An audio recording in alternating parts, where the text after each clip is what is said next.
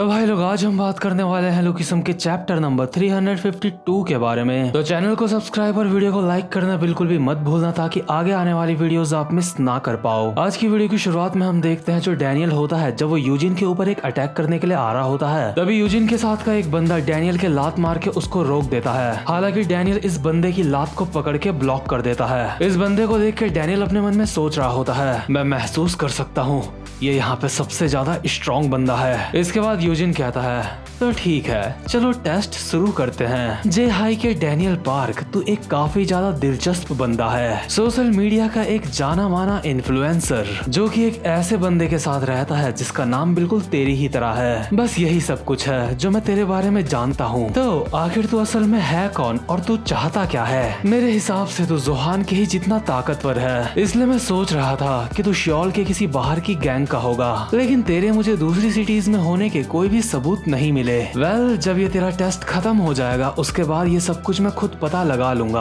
और जो यूजिन के साथ का टोपी वाला बंदा होता है वो डैनियल से फाइट करना स्टार्ट कर देता है। ये बंदा डैनियल के एक खतरनाक सी लात मारता है, लेकिन डैनियल अपने दोनों हाथों से इस लात को ब्लॉक कर लेता है। और वहीं जो मैंडियॉक होता है वो जैक को फोड़े जा रहा होता है। यूजिन जैक को देख के अपने मन में सोचता है तो अगला है जैक ली। इसका तो पहले मैंने कभी नाम भी नहीं सुना, आखिर ये आया कहाँ से है? आखिर इसके बारे में मुझे क्या करना चाहिए? जैक ली, हाँ मुझे इसके ऊपर नजर रखनी होगी। और जैसे ही मैंडियॉक अभी जैक के मुंह पे एक टेढ़े हाथ का मुक्का मारता है, इसके बाद जैक कहता है ओए आखिर तू बार बार मेरे मुंह पे क्यों मारे जा रहा है? इसके बाद सीन शिफ्ट होता है और हम देखते हैं प्राइवेट हाई स्कूल का सीन। ये वो स्कूल है जहाँ पे यूजिन पढ़ता है। अभी हम देखते हैं इस स्कूल का जो मेस होता है, यहाँ पे बैठ के सारे बच्चे खाना खा रहे होते हैं, लेकिन यूजिन अपने साथ के बंदों के साथ बैठ के खाना खा रहा होता है प्रिंसिपल ऑफिस के अंदर। और यहाँ के जो खाना बनाने वाले लोग होते हैं वो आ के इनको खाना सर्व कर रहे होते हैं। मतलब यूजिन एक ऐसा बंदा है जो स्कूल के अंदर रह के भी सबके ऊपर राज करता है, क्योंकि यार प्रिंसिपल ऑफिस के अंदर बैठ के खाना खाना कोई आम बात नहीं है। यूजिन अभी खाना खाते हुए बोल रहा होता है पूरे 3 साल हो चुके हैं जब से मैंने चार्ल्स चोई के साथ मिलकर 4 बड़ी गैंग्स को बनाया था, लेकिन अब चार्ल्स काफी बड़ा बिजनेसमैन बन चुका है और ऐसा करने में जो 10 जीनियस है उन्होंने चार्ल्स की हेल्प करी है। लेकिन गन और गो असली हीरोज हैं जिन्होंने चार्ल्स को हमेशा बचाया है। चार्ल्स के ऊपर काफी सारी मुसीबतें आई हैं जिनको गन और गो ने ही सेटल करा है। यूजिन अपने साथ के दोनों बंदों के आगे हाथ जोड़ता है और कहता है तुम दोनों का भी बहुत बहुत शुक्रिया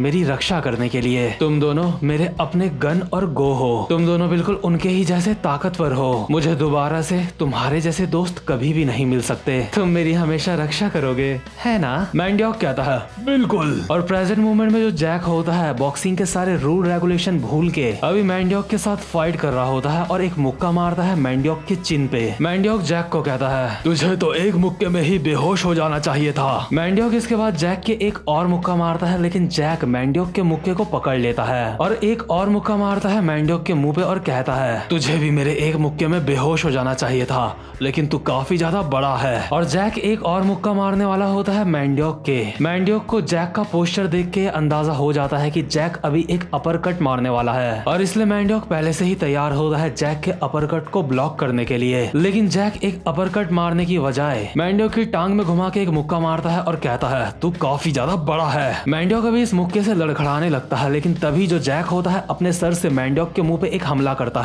मैंडियॉक कहता है बॉक्सिंग में तो अपने सर का इस्तेमाल कर रहा है। और मैंडियॉक जैक की चिन में एक मुक्का मार के उसको हवा में उड़ा देता है। मैंडियॉक कहता है तेरे सारे अटैक्स बॉक्सिंग के रूल के खिलाफ हैं। लेकिन जैक जोहान के मुंह पे अपना पैर रख के सपोर्ट लेता है और उछल के वापस से मैंडियॉक के ऊपर एक अटैक करता है और कहता है तो क्या हुआ, मैंने जितने रूल्स फॉलो करने थे मैंने कर लिए। और ये वाला जो अटैक होता है ये भी बॉक्सिंग के खिलाफ होता है। और यूजिन इन दोनों की फाइट देख के अपने मन में सोच रहा होता है आखिर ये इंसान मेरे गन के सामने कैसे टिक सकता है? क्या ये बंदा बॉक्सिंग कर रहा है? नहीं, ये फाइटिंग स्टाइल काफी ज्यादा बुरा है, हम इसे बॉक्सिंग नहीं कह सकते। बॉक्सिंग एक ऐसा मार्शल आर्ट है जिसमें तुम अपने मुक्कों से फाइट करते हो, क्योंकि इसमें सिर्फ मुक्के ही इस्तेमाल होते हैं, इसलिए ये एक जेंटलमैन टाइप के लोगों का गेम है। और इसलिए इस स्पोर्ट के अंदर काफी सारे रूल्स हैं। बॉक्सिंग में कोई किसी के कमर के नीचे अटैक नहीं कर सकता, लेकिन जैक ने कमर के नीचे भी अटैक कर दिया होता है मैंडोक के। बॉक्सिंग में ना ही कोई अपने सर से अटैक कर सकता है, लेकिन जैक ने ये भी कर दिया होता है मैंडोक के। कुल मिला के जैक ने अभी बॉक्सिंग के सारे रूल्स तोड़ दिए होते हैं, जो कि एक सही बात भी होती है, क्योंकि इस समय यहाँ पे कोई बॉक्सिंग का मैच नहीं चल रहा है। क्योंकि जैक को ये बात समझ आ चुकी होती है कि अपना बेस्ट देने के बावजूद भी अगर तुम हार रहे हो तो इसका कोई भी फायदा नहीं है। इसलिए जैक अभी उस टाइप की बॉक्सिंग कर रहा होता है जहाँ पे बस उसको जीतने से मतलब है। जैक अभी कहता है, भाड़ में गई इज्जत,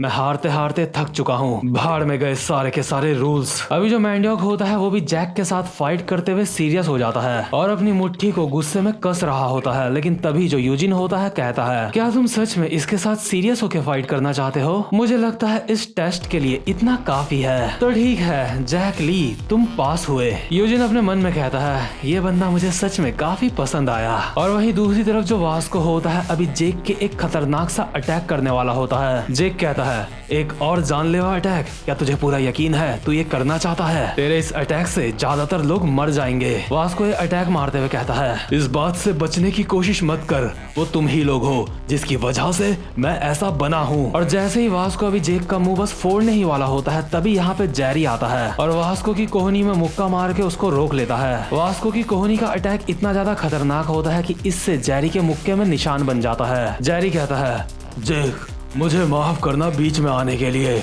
लेकिन मुझे लगा कि तुम मुसीबत में हो। जेक कहता है, जेरी क्या तुझे सच में लगा मुझे मदद की जरूरत है? खैर जो भी हो, क्या तेरा हाथ ठीक है? जेरी कहता है, मुझे नहीं लगता कि मैं अपने इस हाथ को थोड़ी देर के लिए इस्तेमाल कर पाऊंगा। और जिस हाथ की अभी जेरी बात कर रहा होता है, इस हाथ में वैरेन ने मुक्का मारा था। जेक अभी अपने मन में सोच रहा होता है, वास्को पहले से काफी ज्यादा बदल चुका है, उसको देख के मैं काफी ज्यादा हैरान हूँ। लेकिन मैं जेरी को देख के भी हैरान हूँ, क्या सच में उसने अभी अभी ये अटैक ब्लॉक करा? लेकिन यार अब यहाँ पे ये बात आती है कि जेरी तो वैरेन के साथ फाइट कर रहा था, तो उसके बावजूद भी जेरी जेक की मदद करने के लिए कैसे आया? और इसीलिए अभी हम देखते हैं वैरेन और जेरी की फाइट का सीन जो अभी थोड़ी देर पहले हो रही थी। वैरेन कहता है, जेरी ये बचकानी हरकतें बंद कर, आखिर तू खुद को एक मर्द कैसे बोल सकता है? तू जेक की वजह से अपनी पूरी ताकत के साथ फाइट नहीं कर रहा है, मैं तेरे साथ फुल जोश के साथ फाइट कर रहा हूँ और बदले में तू मेरे साथ ऐसे फाइट कर रहा है, और वो भी इतने घटिया से रीजन की वजह से। जेरी तू एक असली मर्द नहीं है, भाड़ में जा। यकीन नहीं होता,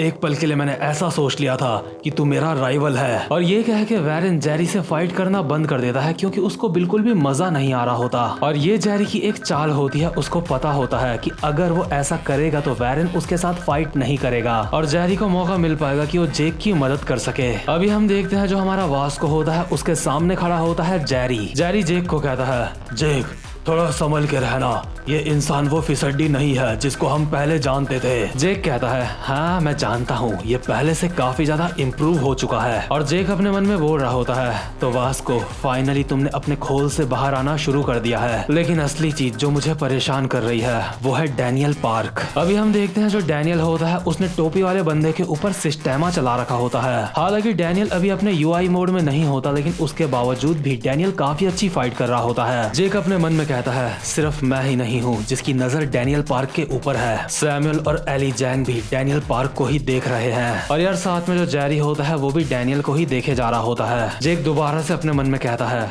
हम परेशान होने के अलावा और कुछ भी नहीं कर सकते, क्योंकि हम सबको याद है इस बंदे की वजह से हमारे अंदर कैसा डर पैदा हो गया था। और इन सबको अभी थर्ड एफिलिएट के वो पल याद आ रहे होते हैं जब डैनियल ने इन सब की धज्जियां उड़ा दी थी मार मार के। अभी हम देखते हैं डैनियल टोपी वाले बंदे के ऊपर एक और अटैक करता है, लेकिन टोपी वाला बंदा इस अटैक को डॉच कर लेता है। डैनियल फाइट करते करते खुद से बोल रहा होता है, मैं भी सिस्टेमा को अपनी परफेक्ट बॉडी के साथ इस्तेमाल कर रहा हूँ, लेकिन उसके बावजूद भी मुझे अपने अटैक्स को बीच में रोकने में काफी ज्यादा दिक्कत हो रही है। मैंने ये सब कुछ सोफिया से सीखा है, इसलिए मुझे बस एक हिट मारनी है इस बंदे के ढंग से। अगर इस बंदे के बस एक अटैक ढंग से पड़ जाएगा तो इसका काम यहीं पे खत्म हो जाएगा। लेकिन तभी जो टोपी वाला बंदा होता है अपने हाथ का जमीन में सपोर्ट लेके डैनियल के एक लात मारता है, और डैनियल इस लात को अपने हाथ से ब्लॉक कर लेता है, और साथ ही साथ में इसके लात की जो पावर होती है उससे अपनी बॉडी को स्पिन करता है हवा में। और बिल्कुल वैसा ही अटैक इस टोपी वाले बंदे के मारता है जैसा उसने अपने यूआई मोड में आके जेक के ऊपर मारा था, और जेक सिर्फ उस एक अटैक से ही नॉकआउट हो गया था। डैनियल इस बंदे के अटैक मारते हुए अपने मन में बोल रहा होता है, ये सबसे ताकतवर अटैक है जो मैं जानता हूँ। लेकिन अभी जो डैनियल का अटैक होता है इस बंदे को 1 इंच से मिस कर जाता है। डैनियल अपने मन में कहता है,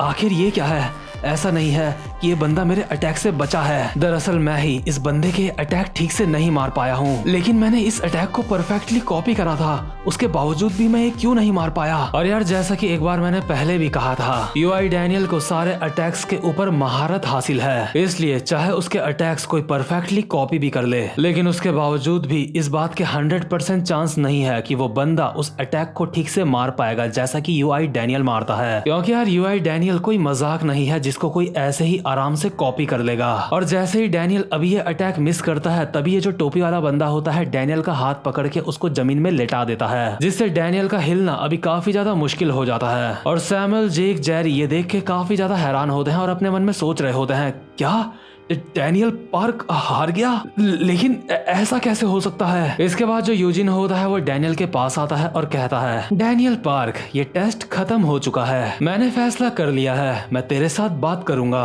तू अभी इतना ज्यादा ताकतवर नहीं है, लेकिन मैंने तेरे अंदर कमाल का जज्बा देखा है। डैनियल कहता है, आखिर तुम क्या बोल रहे हो? यूजिन कहता है, मैं कह रहा हूँ चलो बात करते हैं, मैं तुम्हें वो जानकारी दूंगा जो तुम्हें चाहिए। मैं तुझे जेम्स ली के बारे में बताऊंगा, क्या तू जानना नहीं चाहता कि असल में जेम्स ली है कौन? और डैनियल जेम्स ली का नाम सुन के काफी ज्यादा हैरान हो जाता है, क्योंकि वो काफी लंबे समय से जेम्स ली की तलाश में है। डैनियल हैरान होकर अपने मन में कहता है कि क्या जेम्स ली? तो खैर इसी के साथ ये वाला एपिसोड भी यहीं पे खत्म होता है। उम्मीद करता हूँ कि आपको आज की वीडियो भी अच्छी लगी हो, और अगर आप चैनल पे पहली बार आए हो तो चैनल को सब्सक्राइब और वीडियो को लाइक जरूर से कर देना। अब मैं मिलूंगा आपसे अपनी नेक्स्ट वीडियो में, तब तक के लिए गुड बाय।